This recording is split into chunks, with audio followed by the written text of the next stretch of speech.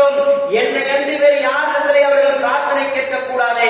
அவ்வாறு இருந்தால் லஅல்லஹும் யர்ஷுதூன், அவர்கள் நேர்வழி பெறுவார்கள். நேர்வழி பெறுவதற்கு மிக முக்கியமான காரணம் நம்முடைய தலைப்பே அனாச்சாரங்கள், வழியீடுகள், பிதஅத்துகள், மார்க்கத்திற்கு அப்பாற்பட்ட செயல்கள் எல்லாம் வழியீடுகள் தான்.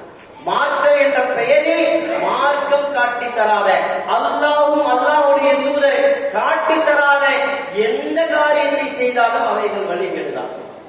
இன்றைக்கு மிக சுருக்கமாக உங்களுக்கு மத்தியிலே சில விஷயங்களை சொல்லி காட்டுகிறேன். இன்னைக்கு என்ன செய்யறாங்க? பெண்கள் திருமணங்களிலே நடைபெறுகின்ற அனாச்சாரங்கள். ரசூலுல்லாஹி ஸல்லல்லாஹு அலைஹி வஸல்லம் அவர்கள் சொன்னார்கள், என்னுடைய வழிமுறை அடிப்படையில் நான் எவ்வாறு இந்த திருமணத்தை காட்டி தந்தனோ அந்த அடிப்படையிலே அந்த திருமணத்தை நடத்துங்கள். ஆனால் பெண்களை கொஞ்சம் கேளுங்கள், பெரியவர்களை கொஞ்சம் கேளுங்கள். உங்களுடைய திருமணங்கள் உண்மையிலேயே அல்லாஹ்வாலும் அவருடைய தூதராலும் நீங்கள் காட்டி தந்த திருமணமாக இருந்தால் வரதட்சணை வாங்காதீர்கள். இது மார்க்கத்தில் காட்டி தரப்படாத ஒரு வழிகேடு. இது மிகப்பெரிய ஒரு அனாச்சாரம். திருமணத்தை எளிமையான முறையிலே நடத்துங்கள். திருமணத்திலே ஆடம்பரங்களை ஏற்காதீர்கள். திருமணத்தை நீங்கள் கோலாகலமாக நடத்தாதீர்கள். திருமணத்தை மிக எளிமையாக நடத்துங்கள். அப்படிப்பட்ட திருமணத்தில் தான் அல்லாஹ்வுடைய ரஹ்மத் இருக்கிறது. யார் உங்களை பார்க்கவில்லை என்பதற்காக பெண் வீட்டாரிடத்திலே இதை வாங்கிட்டார்கள், மாப்பிள்ளைக்கு அதை வாங்கிட்டார்கள், அந்த வீட்டை கொடுங்கள், இந்த வீட்டை கொடுங்கள், அப்படி செய்யுங்கள், இப்படி செய்யுங்கள் என்று பெண் வீட்டாரை நீங்கள் வற்புறுத்தாதீர்கள். என் பிள்ளை எப்படியாவது, என் பெண் பிள்ளை எப்படியாவது நல்ல கரை சேர்க்க வேண்டும், நல்ல குடும்பத்திலே ஒப்படைக்க வேண்டும், என் பிள்ளையை நல்ல திருமணம் செய்து கொடுக்க வேண்டும் என்பதற்காக பெண் பிள்ளைகளை இந்த வரதட்சணைக்கு உட்பட்டு வரதட்சணை கொடுத்தவர்களாக மாப்பிள்ளை விட்டார்கள். எதை கேட்டாலும் நாங்கள் கொடுத்து விடலாம் என்று கொடுத்து விட்டது என்று சொன்னால் நிச்சயம் வல்லாஹி அல்லாஹ்வின் மீது ஆணையாக மிகப்பெரிய ஒரு வழிகேடு, மிகப்பெரிய ஒரு கேள்வி. அந்த வழிகேடு, அந்த பாவம் நீங்கள் இப்பொழுது உணர மாட்டீர்கள். பெண்களே நன்றாக கேளுங்கள், பெற்றோர்களே நன்றாக கேளுங்கள். அந்த வழிகேட்டை நீங்கள் உருவாக்கிய, நீங்கள் அங்கீகரித்த, நீங்கள் ஏற்றுக்கொண்ட அந்த வழிகேட்டினுடைய விபரீதம் அப்ப தெரியாது, உங்களுக்கு வேணா தெரியும். யாரும் பார்க்கல, மாப்பிள்ளை விட்டார் கேட்டாங்க, பெண் விட்டார் எப்படியோ பெண் பிள்ளையை பெற்று விட்டோம் என்பதற்காக தரை இறங்கி நாங்கள் என்ன செய்து விட்டோம் யாருக்கும் தெரியாமல் அனாச்சாரங்களிலே மூழ்கி என் பெண் பிள்ளையை நான் பெற்று விட்டேன் என்பதற்காக வாரி இறைத்து அந்த திருமணத்திலே வரதட்சணை கொடுத்து நீங்கள் சம்பாதித்த எல்லாம் அல்லாஹ்வுடைய கட்டளைக்கு மறந்து அல்லாஹ் சொல்றான், நீங்க மகரை பெற்று திருமணம் செய்து யார்கிட்ட வாங்கணும்? ஆண்கிட்ட தான் நீங்க வாங்கணும், மாப்பிள்ளை வீட்டுல தான் நீங்க வாங்கணும். ஆனா அப்படியே மாற்றமாக இத்தனை பவுன் பேர், அத்தனை பவுன் போடு, அதை போடு, இதை போடு சொல்லி நீங்க கல்யாணத்தை முடிச்சிட்டீங்க. இப்ப நீங்க அனுபவிக்க மாட்டீங்க.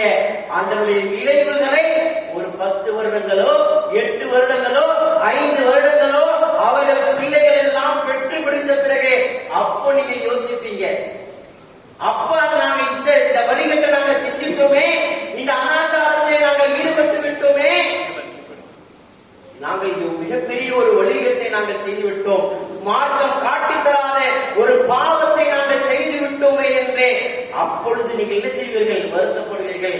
அல்லாஹ்வுடைய மார்க்கம் எங்களுக்கு சொல்லி தந்த அடிப்படையில், அல்லாஹ்வுடைய கலாம் எங்களுக்கு சொன்ன அடிப்படையில், எங்களுடைய தூதர்களுக்கு காட்டி தந்த அடிப்படையில் இந்த திருமணத்தை நல்ல முறையில் நடத்தியிருந்தால் என்னுடைய பெண் பிள்ளையுடைய வாழ்க்கை நல்லா இருந்திருக்குமே, என்னுடைய மகனுடைய வாழ்க்கை நல்லா இருந்திருக்குமே, என்னுடைய மருமகனுடைய வாழ்க்கை நல்லா இருந்திருக்குமே, என்னுடைய சம்பாத்தியம் ஹலாலான முறையிலே சம்பாதிக்க, ஆனால் செலவு செய்ததை ஹராமான முறையில் ஒரு வரதட்சணை கொடுத்து என்னுடைய பெண் பிள்ளைக்காக நான் ஹலாலாக சம்பாதித்த பொருளாதாரத்தை எல்லாம் ஹராமான வழியிலே சம்பாதித்து இன்றைக்கு நான் ஒன்றுமில்லாமல் இருக்கின்றேன் என்று தவிக்கக்கூடிய ஒரு அவலத்தை வந்துவிடக்கூடாது.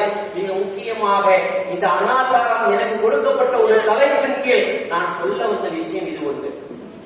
கண்ணியத்திற்குரியவர்களை, அடுத்த ஒரு முக்கியமான ஒரு சில விஷயங்களை சொல்லிக் கொண்டு நான் முடித்து விடுகிறேன்.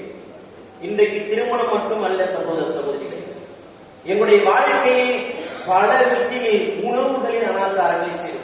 மார்க்கம் காட்டி தந்த அந்த அடிப்படையை நாங்கள் விட்டுவிட்டு உண்ணுகின்றோம், ஹராமான காரியங்களிலே நாங்கள் ஈடுபடுகின்றோம், மார்க்கம் எங்களுக்கு தடுத்த செயல்களை நாங்கள் செய்கிறோம், அதற்கு பல காரணங்களை நாங்கள் வைக்கின்றோம். இதுவும் மார்க்கத்தில் எங்களுக்கு காட்டித் தரப்படாத ஒரு அனாச்சாரம், மிகப்பெரிய ஒரு ஹராமான ஒரு செயல். இது மட்டுமல்ல சகோதரர்களே, வணக்கம் என்ற பெயரில் இறந்தவர்களுடைய அடக்க ஸ்தலங்களுக்கு பூ போடுகின்றோம், கபர்களுக்கு. சரிங்களா? இது மார்க்கம் காட்டி தரப்படாதது. ஆங்காங்கே பள்ளிவாசல்கள், அந்த பள்ளிவாசலுக்கு பக்கத்திலே கபறுகள், அந்த கபறுகளில் இருந்தவர்கள் அவர்களிடத்திலே பிரார்த்தனை கேட்கக்கூடாது என்று அல்லாஹ் குர்ஆனிலே பல இடங்களிலே எங்களுக்கு வலியுறுத்தி சொல்வதை பார்க்கிறோம். ஆனால் இன்றைக்கும் மனிதர்கள் கபறுகளுக்கு சென்று அங்கே பிரார்த்தனை கேட்பதும், அங்கே அந்த கபறுகளுக்கு பூக்களை போடுவதும், மஞ்சள்களை தடவுவதும், அந்த கபறுகளை சுற்றி வருவதும், அங்கே சஜதா செய்வதும், அவர்களிடத்திலே பிரார்த்தனை கேட்பதும், அவர்களுடைய பெயர்களால் காணிக்கை அறுத்து குர்பானி கொடுப்பதும், அவருடைய பெயர்களை பிள்ளைகள் வைப்பதும், தலைமுறை தலைமுறையாக அதை ஒரு கோலாகல விழாக்களாக அதற்கு கொடியேற்றுவதும், இது போன்றே ஒவ்வொரு ஊர்களிலும் கந்தூரி விழாக்கள் என்றும், சந்தனக்கூடு என்றும், ஹந்திரி என்றும், உருசுகள் என்றும், ஒவ்வொரு ஊர்களிலும் மாற்று மத கலாச்சாரங்களை பின்பற்றுவதை போன்றே, அங்கே அவர்கள் செய்வதை போன்றே அவர்களுடைய வணக்கஸ்தலங்களில் மாற்று மத கலாச்சாரத்தினுடைய வணக்கஸ்தலங்களில் செய்வதை போன்றே இன்றைக்கு தர்கா என்ற பெயரிலே ஹராமான காரியங்களை நாங்கள் செய்து கொண்டே மார்க்கம் எங்களுக்கு காட்டி தராத பெயரிலே செய்து கொண்டிருக்கின்ற மிக பெரும் அநியாயங்களை பார்க்கிறோம். இவற்றை எல்லாம் பெற்றோர்கள், மிக முக்கியமாக பெற்றோர்கள் நம்முடைய பிள்ளைகளுக்கு சொல்லித் தரணும். கயிறு கட்டுறது ஹராம், கருமணி கட்டுறது ஹராம், அதே போன்று ஆடைகள் கரண்டிக்கு கீழே அணிவது ஹராம். இதெல்லாம் எங்களுக்கு மார்க்கம் காட்டி தரப்படாதது. இதெல்லாம் அனாச்சாரங்களே. நம்முடைய பிள்ளைகளுக்கு சொல்ல வேண்டும். முடிவெற்றோம், ரசூலுல்லா காட்டி தரல. ரசூலுல்லா காட்டி தராத அடிப்படையிலே ஒன் சைடு அப்படியே சிறைச்சு விட்டான், நடுவுல மட்டும் முடி வச்சுறான், தாடி வைக்கிறான், அப்படியே பிரெஞ்சு தாடி மாதிரி தாடி வைக்கிறான், ஏதோ அளவுக்கு தாடி வைக்கிறமா. ரசூலுல்லா சொன்னாவே இல்ல. நீ ஒரு புதிய விழாக்களை உருவாக்கி விட்டாய், மிகப்பெரிய ஒரு அனாச்சாரத்தை உருவாக்கி விட்டாய். மார்க்கம் காட்டி தராதே எந்த காரியத்தையும் நீ செய்து விட்டாயே. பெண்கள் ஹிஜாப் என்ற பெயரிலே புர்காக்கள் இன்றைக்கு பார்த்தோம் என்று சொன்னால், அப்படியே புர்கா என்றால் எதற்காக?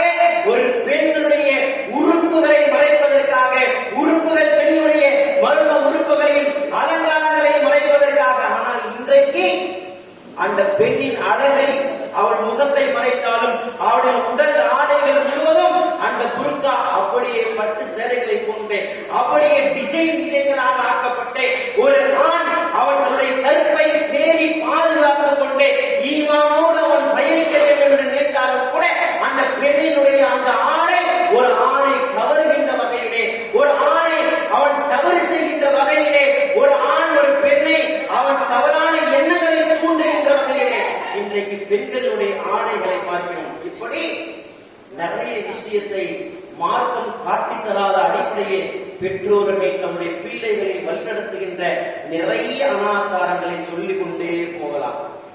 கண்ணியத்திற்குரியவர்களை நேரமில்லை என்பதற்காக மிக சுருக்கமாக இந்த தகவலை முடித்துக் கொள்கிறேன். அல்லாஹ்விடத்திலே அதிகம் பிரார்த்தனைகள். யா அல்லாஹ், எங்களை நேர்வழி நடத்துவாயாக, வழிகேட்டை விட்டு எங்களுக்கு தூரமாக்கி நேர்வழியை எங்களுக்கு முழுமையாக காட்டி தந்து ஒவ்வொரு நாளும் தொழுகையை நாங்கள் சொல்லுகின்ற வார்த்தை இஹ்தினஸ் ஸிராத்தல் முஸ்தகீம். யா அல்லாஹ், எங்களை நேரான வழியில் நடத்துவாயாக, நேரான வழியில் நடத்துவாயாக, வழிகேட்டை விட்டு எங்களை பாதுகாத்து